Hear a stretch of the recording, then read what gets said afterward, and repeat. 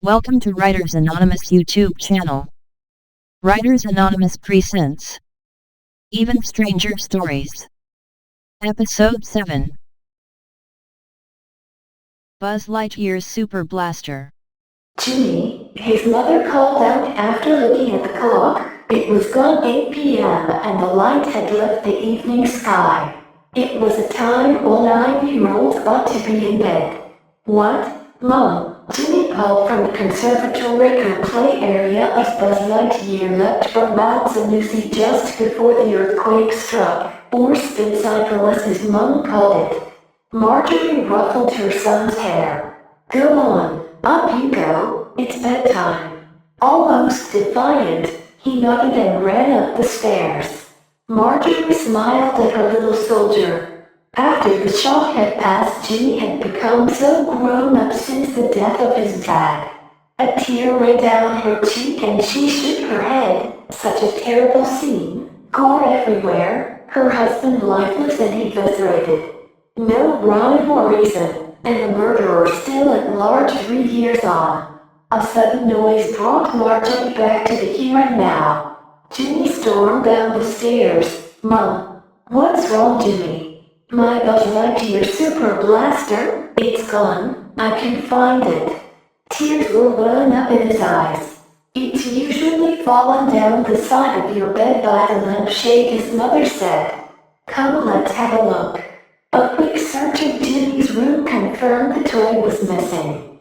I'm sure it will turn up, Marjorie said. Can't I sleep in your bed tonight, Mom?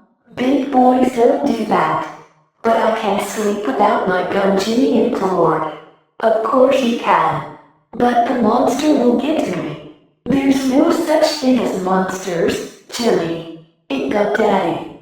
Don't be so stupid, James, Marjorie said too sharply, regretting it in an instant. She hugged her son. I look forward to the morning when you're at school. The next morning Marjorie called up to her son, come on down, Jimmy. You'll be late and you won't have time for breakfast. There was no sound. The house was still. Jimmy? Marjorie started up the stairs. Jimmy? Come on, sweetie. It's time to get up. She stopped and listened. Nothing. Jimmy, she whispered as she pushed the boy's door open. Come on, Jimmy, she cajoled, seeing the boy outlined beneath his duvet. Get up. She pulled the duvet back and frowned. She couldn't rationalize how her son's saucer wide eyes or the dark red paint he covered himself in, nor the empty cavity of his torso.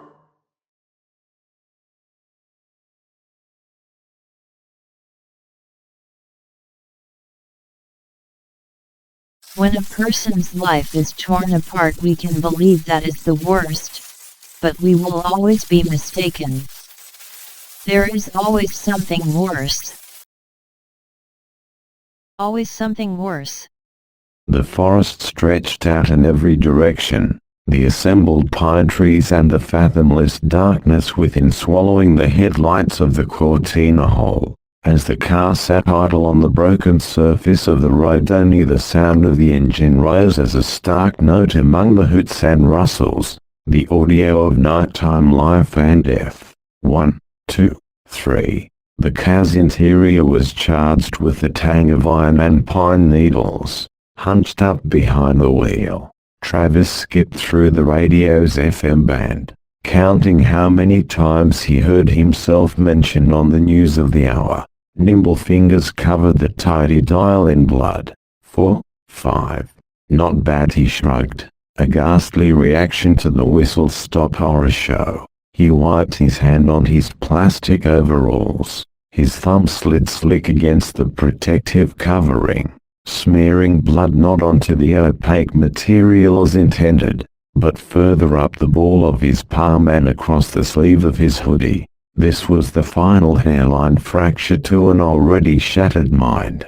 In a fit of anger he kicked at the rough assortment of objects around his feet. A hammer, a box cutter and a few diaphanous plastic bags that had congregated in the foot swirl. He steadied himself, calm again. His hand returned to the dial to continue his vigil. 6. Save. He paused. The newscaster spoke of the sweet factory, of 4 now dead, and of a man in plastic overalls, with a sallow, pop-eyed face. Travis concentrated. He had only killed 3. He scanned further, uncovering 3 more killings elsewhere, neither of them his. I suppose you should be pleased with yourself. A question rasped from the space behind his seat. Rhetorical, yet pitched to disturb. In the rearview mirror a form lurched upright on the back seat. Still, sugarcoating those last 3. Very inventive. You've made it so hard to compete. The man-shape slurred the words, enjoying each sound. Travis could not make out any features, but he knew the man was grinning as he felt the garrote twist around his neck.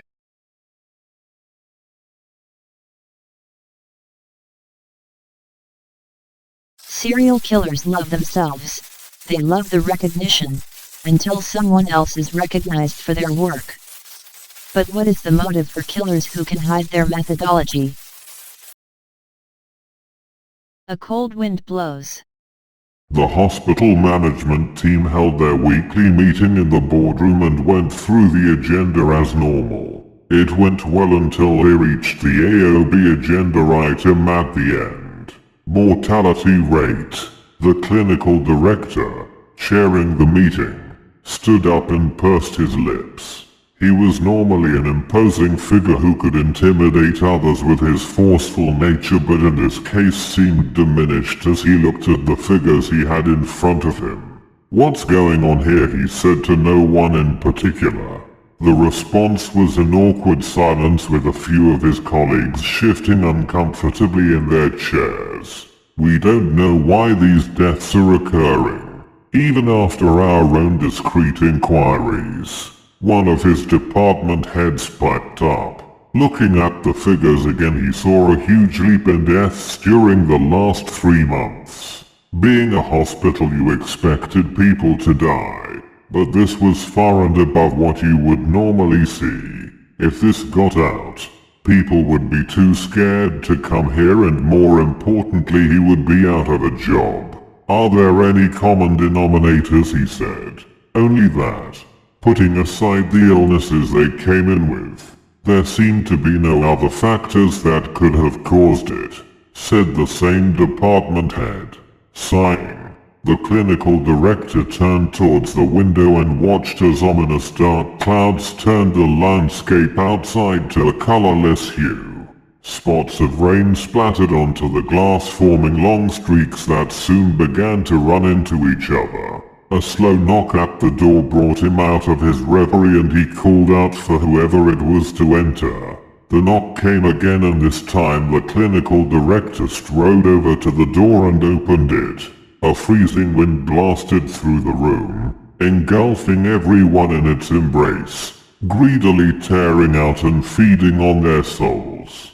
As fast as the ethereal evil had appeared, it left. All that remained was a room full of cold bodies.